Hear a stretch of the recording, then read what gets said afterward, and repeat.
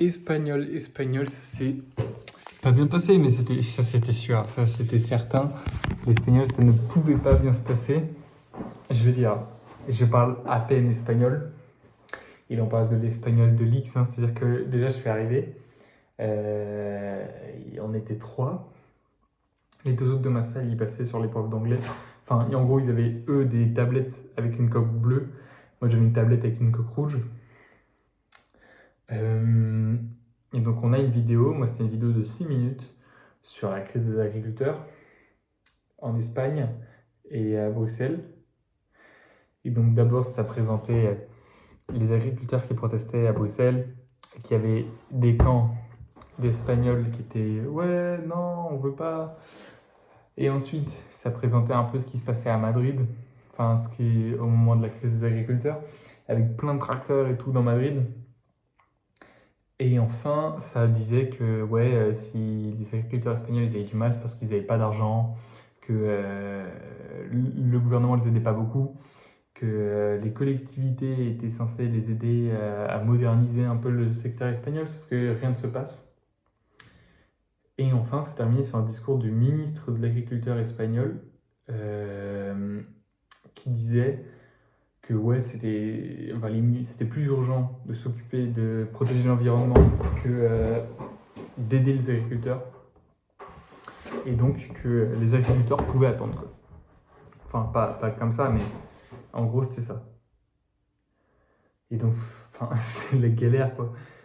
Parce qu'en fait, t'as 1 milliard d'informations en même temps. Et donc, je fais mon résumé.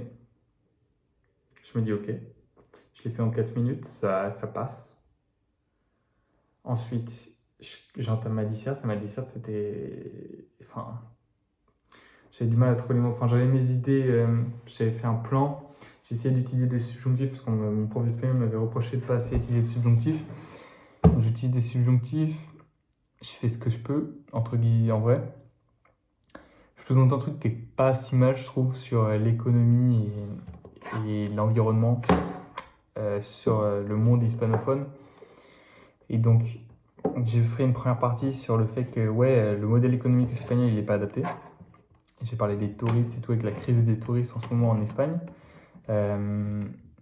J'ai parlé du fait que ça a détruit l'environnement. J'ai présenté plusieurs trucs qui ont été détruits par le modèle économique basé sur le secteur des services en Espagne.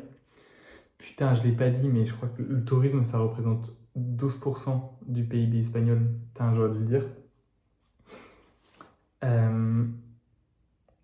Et ensuite, je disais que mais c'est que ce modèle économique est nécessaire puisque tous les pays développés ont un modèle économique basé sur les services.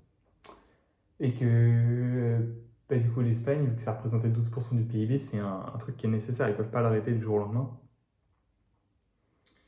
Et enfin, j'ai fait une troisième partie sur le fait que on peut améliorer. Et notamment, par exemple, je parlais de la nouvelle présidente mexicaine.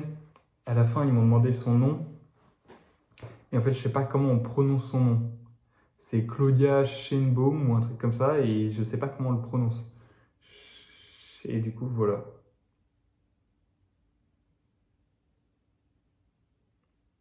Et c'est tout. Du coup, ça se voyait très très bien que au bout d'un moment, ils en pouvaient plus de mes fautes d'espagnol. Et ça se voyait très bien aussi que ils en pouvaient plus. C'était en mode, mais qui c'est ce gars? Qu'est-ce qu'il fout là?